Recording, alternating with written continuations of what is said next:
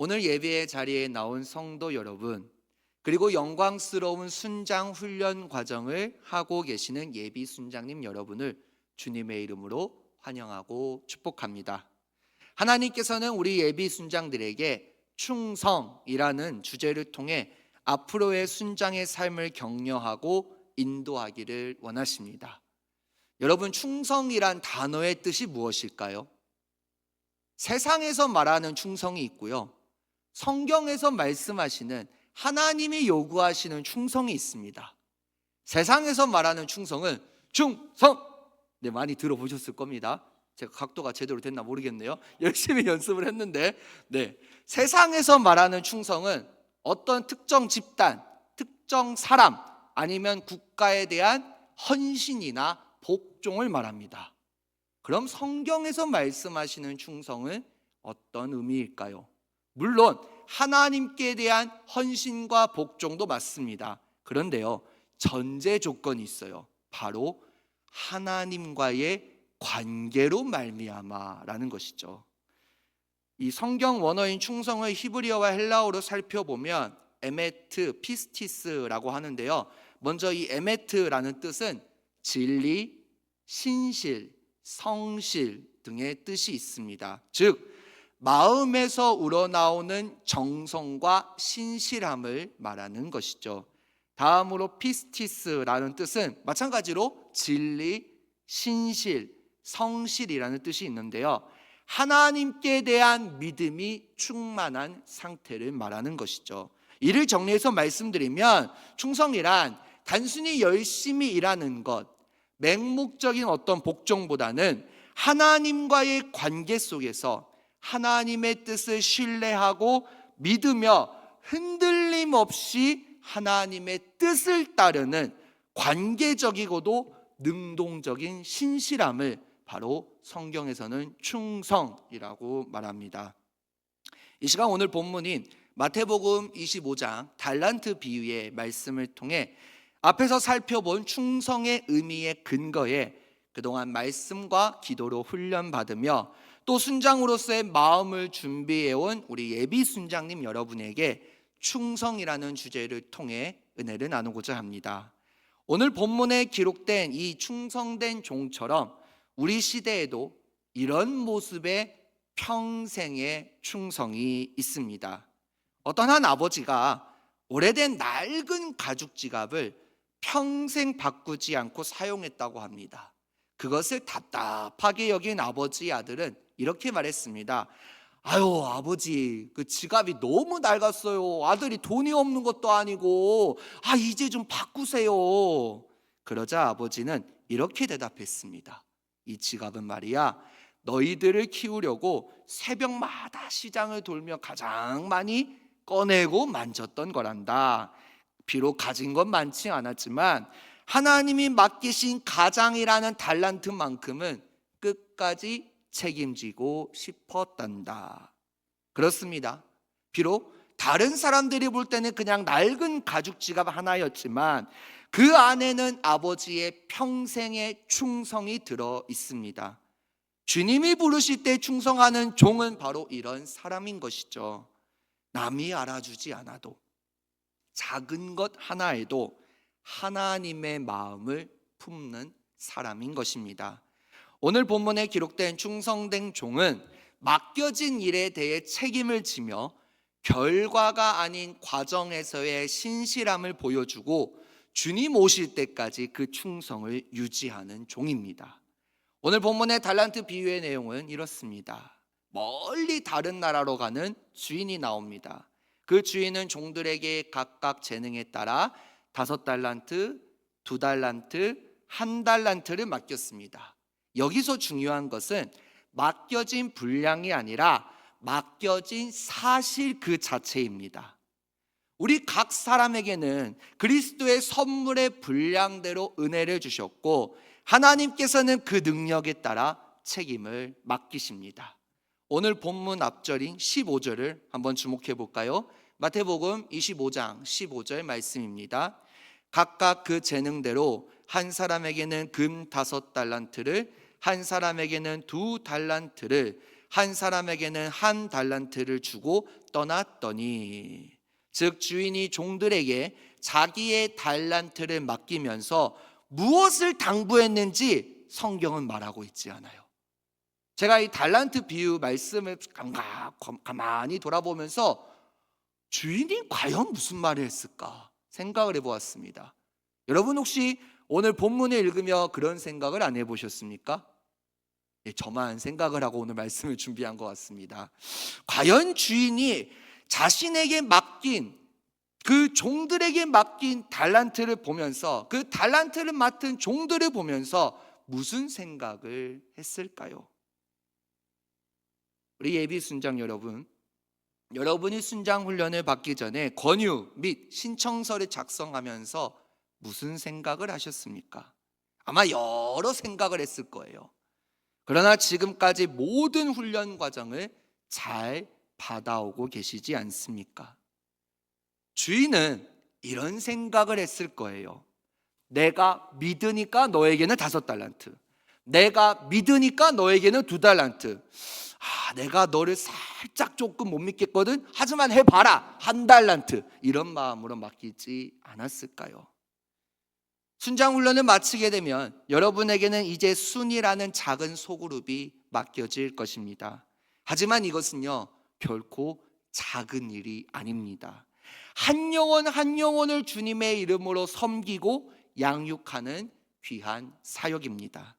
여러분이 받은 훈련을 바탕으로 하나님께서 여러분의 손에 맡겨주신 영혼들을 위해 기도하고 말씀을 나누며 영적으로 성장하도록 돕는 것, 이것이 바로 하나님께서 우리 예비 순장들에게 기대하시는 충성인 것이죠.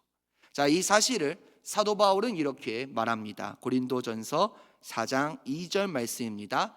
맡은 자들에게 구할 것은 충성이니라. 그렇습니다. 맡은 자들에게 구할 것은 충성입니다. 생각과 말로만 충성하는 게 아니라 행동으로 옮길 때 그 선한 생각이 빛을 발합니다.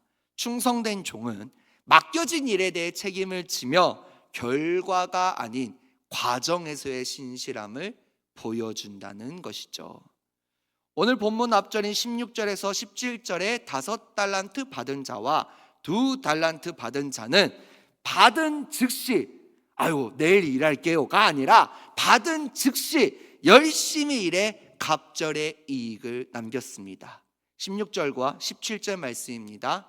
5달란트 받은 자는 바로 가서 그것으로 장사하여 또 5달란트를 남기고 2달란트 받은 자도 그같이 하여 또 2달란트를 남겼으되, 반대로 하나님께 불충성한 악한 종은 어떻게 되었습니까? 그는 하나님께 받은 것을 가지고 이유는 남기지 않고 오히려 땅에 묻어뒀죠. 구약성경 민수기 13장 14장에 보면 바란 광야 가데스에서 가나안 지역의 12명의 정탐꾼을 보낸 사건이 나옵니다. 이들이 돌아와 보고할 때요, 무려 10명이나 부정적으로 보고합니다. 하지만 2명은 긍정적인 보고를 하죠. 그 보고는 엄청난 결과를 가져왔습니다. 하나님께 충성했던 오직 갈렙과 여호수아만 가나안 땅에 들어가고 나머지 10명은 모두 광야에서 생을 마감하지 않습니까? 오늘 본문도 마찬가지입니다. 오랜 시간이 지나 주인이 돌아와 결산을 하였고, 그때 5달란트와 2달란트 받은 종은 열심히 최선을 다해 이유는 남겼고, 주인은 그 결과와 과정을 보고 이렇게 칭찬합니다. 오늘 본문 21절과 23절 말씀입니다. 그 주인이 이르되 잘하였도다 착하고 충성된 종아, 네가 적은 일에 충성하였음에 내가 많은 것을 내게 맡기리니 내 주인의 즐거움에 참여할지어다 하고. 자, 위 말씀을 쉬운 성경에는 이렇게 기록되어 있습니다. 그 주인이 말하였다 잘했다, 네가 적은 일에 충성했으니 이제 내가 많은 일을 내게 맡기겠다, 와서 주인의 기쁨에 참여하라.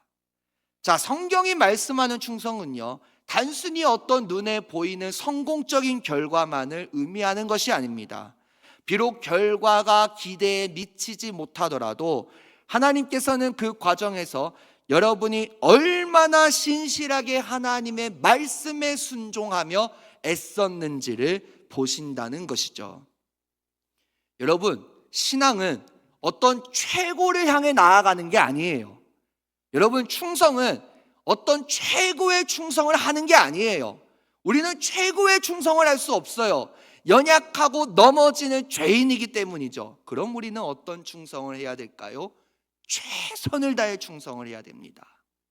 내가 부족하고 내가 연약하고 내가 비록 모자란 부분도 있지만 하나님께서 나에게 맡겨주셨으니까 내가 하나님을 사랑하는 만큼 최선을 다해 충성하겠습니다.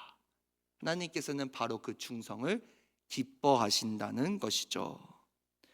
한 달란트 받은 종은 어떻게 했습니까? 그는 아무것도 하지 않았습니다. 왜 그가 아무것도 하지 않았을까요? 왜 그가 땅에 묻어뒀을까요?